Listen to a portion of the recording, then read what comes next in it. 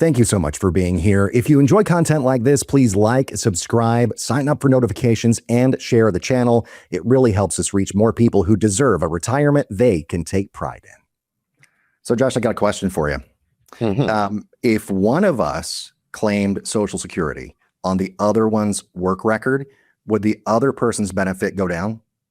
Well, I would assume so, because if I'm getting some of your benefit, surely that means you're getting less, right? Well, that's what you might think. And it's actually what millions of Americans think, as a matter of fact, but it's completely wrong. Oh, really? Yes, I pulled one over on you. And it's just one of the biggest misconceptions about Social Security, actually. Today, we're going to actually kind of break it down for people, talk about spousal benefits and how that actually works, survivor benefits, which are kind of similar, but not really. We'll talk about divorced spouses, how all of these rules literally could mean tens of thousands of dollars difference, maybe even more in retirement. Well, apparently I've got some learning to do and you got some splaining to do.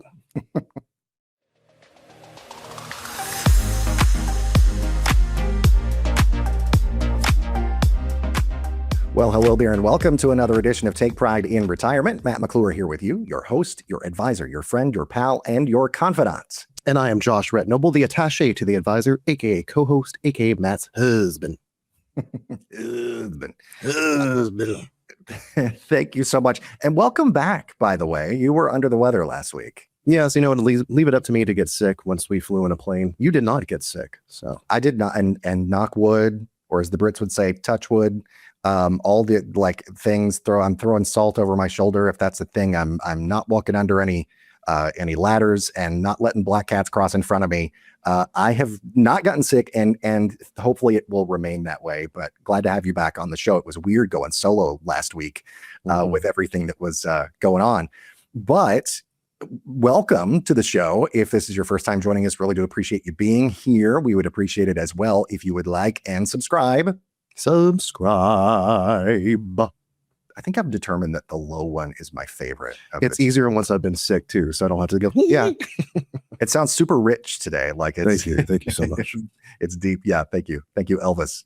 Also follow us wherever you get your podcasts. We're on the social medias, the socials, as the kids say these days, as well. So yeah, just follow us everywhere, subscribe, leave us great reviews and ratings and all that stuff. It really does help the algorithm on YouTube as well. Leave a comment down below, and we'll be glad to get back to you on that, or just share your thoughts, or whatever. Like I literally just want you to engage with us and help spread the word and grow this community that we got going here. Now, first off, as we said at the very top, Social Security is one of the biggest kind of misunderstandings that people have about retirement, different aspects of it, but it's also one of the biggest financial decisions that you can make. And I am, of course, if you can look, if you are watching on YouTube, you see there below my pretty little face, RSSA next to my name. That means Registered Social Security Analyst. And so that means that I have taken the time to get extra education on Social Security, learn the ins and outs of it, and be able to educate folks about it. Today's goal is to talk about who qualifies for these different types of benefits, especially spousal benefits and survivor benefits, kind of the things that people misunderstand, and how to avoid costly mistakes. If you think, though, that you are one to potentially make these costly mistakes, when all is said and done, listen to this episode, but then I want you to go to takeprideinretirement.com. It's takeprideinretirement.com, and you can fill out the form there to request an email back or a call back, whatever the case might be. Or you can just go ahead and schedule a free consultation, either in person if you happen to be in Metro Atlanta, or via phone even, or Zoom, or Google Meet, or Teams, or Carrier Pigeon. We can communicate however, but just do that. TakePrideInRetirement.com is the website. All right, let's get into it now. I've done enough yapping here. Yeah, so let's just start with the basics. What exactly is a spousal benefit? Well, a spousal benefit, so it can be sort of, I guess, a little bit misleading. And two of the things that kind of get confused with each other a lot are spousal versus survivor benefits. And so I'm glad that we're doing this today because of that, if nothing else. But married couples can actually sort of share benefits a little bit. Now, that is meaning that a married spouse may qualify for up to 50% of their spouse's full retirement age benefit. Now, that is only the case if the benefit that you qualify for on your own work record is less than that amount, right? Is less than 50% of what your spouse's full retirement age benefit is going to be. It's not 50% of what your spouse is currently receiving. So like if your spouse has already started their Social Security benefits, they're like, 68, let's say, and you're like, reaching full retirement age and you want to start claiming Social Security and you're like, oh, I'm going to get 50% of what my spouse is making. And he's, maybe been on Social Security for 3 years or something and has gotten those cost of living adjustments. So I'm getting a boost. No, it's the full retirement age amount. And so like if your spouse's full retirement age is 67, for example, that is the amount that's going to be used for the calculation. And claiming before full retirement age, just like if you're claiming your own benefit, it can reduce the benefit for a spousal benefit as well. And your spouse, importantly, and to finally answer that question that you put to me in the very beginning, or that I put to you, I guess, in the very beginning, was no, your spouse does not lose any money at all. Okay. Spouse does not lose any money. So if I collected a spousal benefit on your work record, you still receive your full benefit. Exactly. Okay. And so, Social Security isn't like for you and your spouse, it isn't like a pie that you each get a slice of. That same pie, you each kind of have your own pie, and one pie may be larger than the other pie, but you're not splitting a single pie. Is one of them a chocolate pie? I've been asking for one for weeks now. Oh my gosh. Well, the complication is you want a keto chocolate pie, and those are hard to come by. You got to cut that sugar, cut them carbs. I know, right? We're going to turn into a health podcast here before long. But yeah, which could also be a financial thing, because when you're talking about like health and wellness and everything, talk about longevity, and then you can talk about longevity risk and all of those things. And that also goes into Social Security and your claiming age and all of that kind of stuff. But on the topic of Social Security, it is a separate benefit for each of you that is created by law. So spousal benefits work in a particular way here. And I want to show this for those of you who are watching on the old YouTube machine. Again, it's up to 50% of the spouse's PIA. What does PIA mean? It means primary insurance amount. That is the amount that you are due at your full retirement age. For most people right now, that is age 67. Anybody born after 1960, it's age 67. All right. So the maximum, that benefit maxes out at that full retirement age. Like you can't go above and beyond that. You still get the cost of living adjustments every year and that kind of thing, but you can't get more than what you would get at full retirement age to begin with. It maxes out then. If you are married, you're eligible after 1 year of marriage. So don't think, oh, I'm going to marry my spouse on a Thursday and then on a Friday, I'm going to start claiming this spousal benefit. No, that's not a thing. If you're divorced, then you're eligible after having been married for 10 years, right? And then you're independently entitled after 2 years of being divorced, right? So you have to have been married for 10 years, but you're independently entitled 2 years later. And it depends on, again, your income level versus that of a spouse. And there's an example here. This is just, picking some numbers out that are, because this is part of an RSSA presentation, and several of the slides of the presentation go through different, numbers in this scenario. But let's say if this was your spouse's primary amount, a little over $3,000, a little over $3,200 actually, you would max out at full retirement age at 50% of a little over $1,600. Right? So that's the maximum spousal benefit. Anytime before that you get, an itch to claim your benefit, it's going to be reduced by a certain amount, just like if you were to claim your own benefit early, it gets reduced. So there you go, little visual aid this time around. I like that. And listen, listeners, tune into our YouTube and subscribe if you'd like to see these visuals and not just hear them through the dulcet, beautiful tones of Matt McClure's voice. Yeah, I'm thinking of starting my own ASMR where I just read like charts and stuff. That'd be nice. Yeah. All right. So here's my I will question. definitely put people to sleep. I'll tell you that. Be like, yes, RSSA. All right. So here's the thing that confuses me, and I think it confuses a lot of people. So spousal benefits and survivor benefits kind of sound like the same thing. They kind of do, and that's the thing. Like I had, actually in a couple of the seminars that I have done on Social Security at like local libraries and things, I've had people say, oh wait, there's a difference between those two. Like people are kind of surprised to learn that, and survivor benefits are often much more valuable. But they're kind of a lot sadder as well when we talk about survivor benefits. And there's that word, right? Survivor. That means one of the spouses has passed away, and the survivor will keep the higher of the two benefits, right? So I actually have, if you're watching on YouTube, a little bit of a visual aid for that as well. So if you are a survivor, you had to have been married for 9 months or more. If you are divorced, you had to have been married 10 or more years and not remarried before the age of 60 to qualify for a survivor benefit. And there is a something called a widow's limit where you're kind of maxed out at 82.5% of the primary insurance amount, so the full benefit amount of your spouse. I don't get into the weeds too much on that. But if you are married for 9 months or more, then you do qualify for a survivor benefit. That's one of those things. It's not like, again, you're going to get married on a Thursday and then on a Friday your spouse gets hit by a bus. No, that would not work. Uncle Sam would frown on that.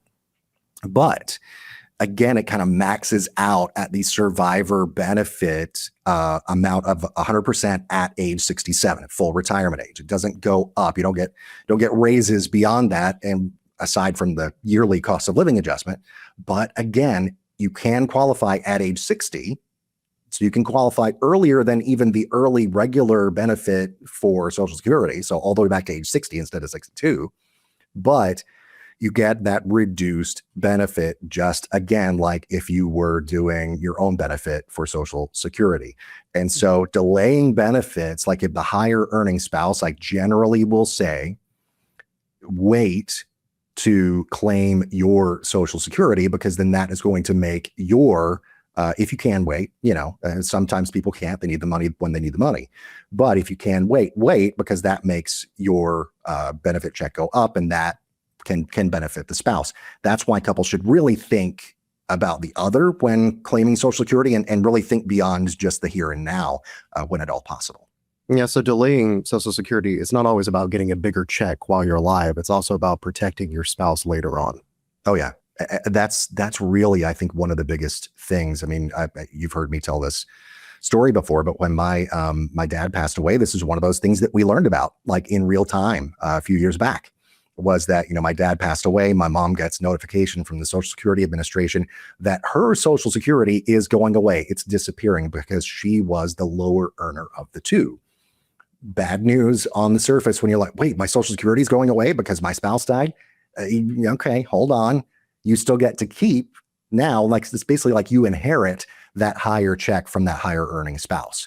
So, yeah, you lose the lower check of the two, but you get to keep the higher of the two. And one spouse's decision today really does affect the other spouse decades from now. You're absolutely right.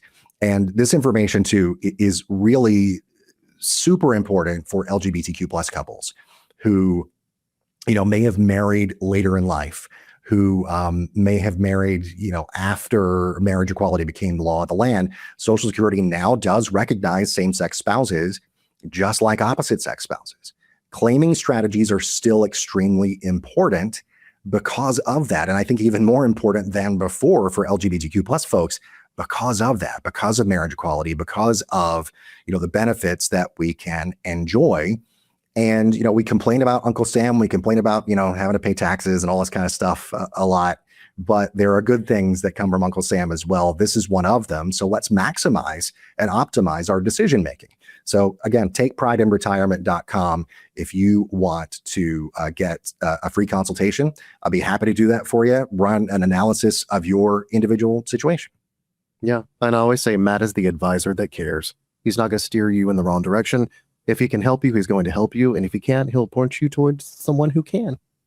Exactly. 1,000,000%. All right. So here's another question for you. What if someone is divorced? Yeah, if you're divorced, yeah, you still do qualify for those benefits. There are those sort of caveats and restrictions there, though. Again, you have to have been, as I was saying a little bit before, you have to be married at least 10 years and currently unmarried. So that's a general rule anyway, at least not married again before age 60. And then if you're divorced, the ex doesn't lose their benefits. They don't even have to know about it. Like, right? I mean, you just say, okay, Uncle Sam, this is my ex, and they made a lot of money, and so we were married for 10 years. I want to, get the benefit that I am due, but you have to know about it, right? Uncle Sam's not going to just say, hey, wait a minute, didn't you used to be married before, and your ex is like a millionaire or something and made all this money? Uncle Sam is not going to just go and find that information. You have to tell him about it. And so that is something to always keep in mind. And one of the things that really makes it important to work with a pro on these issues. But the ex doesn't lose benefits, and they don't even know. That's a beautiful thing. You don't have to feel like you have to take part in awkward conversations or anything. Yeah. So theoretically, someone's ex could be collecting on their work record and they'd never know. Yeah, I mean, 100%. Like they would not even be, they would be none the wiser, in other words. And, people really shouldn't let their own, obviously the show is called Take Pride in Retirement. You should be proud of yourself. You should have pride in yourself and who you are and your relationship and your life and all of those things. But you shouldn't let your own sort of personal pride, like pride in the bad way, like you shouldn't let that kind of pride stop you from claiming the benefits that you've earned. And you shouldn't let any sort of bad history or bad blood with an ex delay that or keep you from getting what you're due. All right, let's do some myth busting. I always okay. Horseshit. Okay. Me too. Here we go. If I claim on your record, you lose money. That one, as we have established, is false. I need a buzzer sound effect, but I don't have it ready here actually at the moment. Actually, hold on. Do I have it? Hold on. Everybody's holding. And the thing is, no, I do not, but I do have this.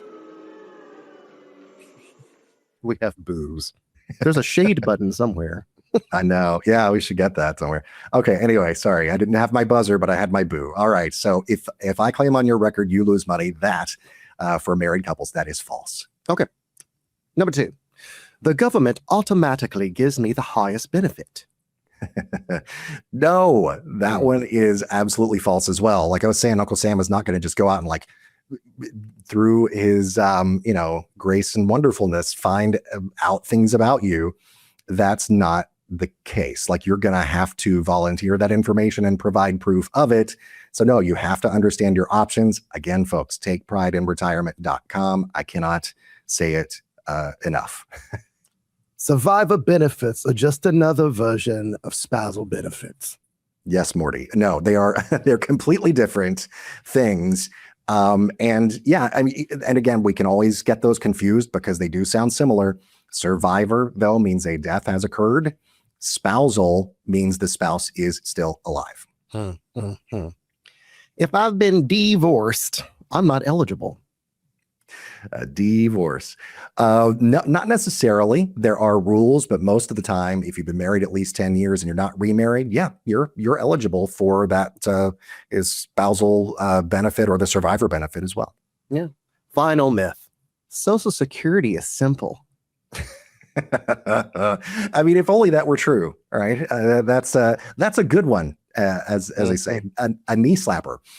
Social Security, there are a lot of ins and outs. I think a lot of people, especially when you're younger, you sort of think, oh, well, when I reach whatever age, I'm going to claim Social Security. And there are really no major decisions that need to be made around it. There are a lot of decisions to be made around it. And so it's great because I love the things that I do, the line of work that I am in because of that very fact. because of, the thing that I get to explain. I get to help people make the optimal decision for them. I don't love that the system is complicated or anything like that, but I love being able to help people make sense of it, in other words. And so, I wish it were simple, but it can be pretty complicated, especially depending on your own individual situation. Well, you know what? Thank you for explaining all this today, Matt. I have learned several things that I did not know. Well, that really, and you're welcome, by the way. And that's why conversations like this matter, not only here with us on a podcast, but in person. And so these small claiming decisions can really have big effects for the long term and mean tens of thousands, if not hundreds of thousands of dollars difference. A claiming decision and the timing of that can really make a huge difference in the long run, to the tune of hundreds of thousands potentially. And so you only get one opportunity to make a lot of these decisions. So if you're married, if you're divorced, if you are widowed, you're simply maybe wondering when you should claim Social Security, don't just guess at it. Don't throw a dart at the dartboard and see where it lands, right? A thoughtful claiming strategy, something that you actually plan out with the help of someone who is certified in this area, and I am, that can really be such a difference maker for you in your retirement. It can give you that retirement that we always talk about, one that you can take pride in, right? And so as a registered Social Security analyst, I really do help people understand the rules, understand claiming strategies, build a strategy just for them. I give you a report. It's called an RSSA roadmap. And it shows you when the optimal time is for you or you and your spouse or whomever to be able to claim Social Security based on your own earnings record, their earnings record as well, and your life expectancy and all those types of things. TakePrideInRetirement.com is the website. 855-246-9211, 855-246-9211 is the number. Schedule a consultation. It's absolutely free, no cost, no obligation. All right. I'd love to see you in person or via the old interwebs here. All right. That's going to do it for this time around here on the show. But Mr. Attaché, thank you. Pleasure, Mr. McClure. Pleasure doing business with you, Mr. Noble. And it's a pleasure to have you on the show on the other end, either listening or watching. Really do appreciate it. Without you, we don't have a show. So thank you so much for your support, continued support as well. Spread the word about Take Pride in Retirement. Until next time, take pride in yourselves and take care of each other. We'll see you then.